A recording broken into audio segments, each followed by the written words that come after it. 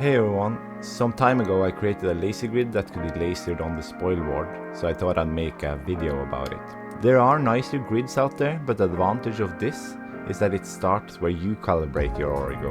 The files are in the description, and at the end of the video I will add a few more details.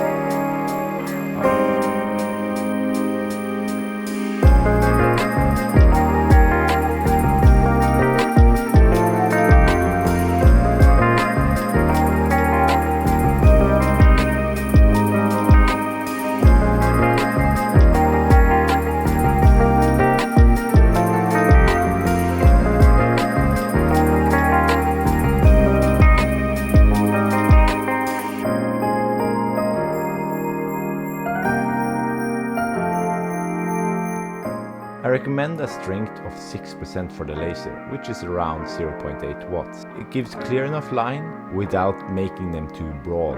Remember to fasten the Spoilboard outside of your laser path, so your laser shroud doesn't hit your screws or plugs. I planned and made it for centimeter size, but there is also one in inches for my American friends.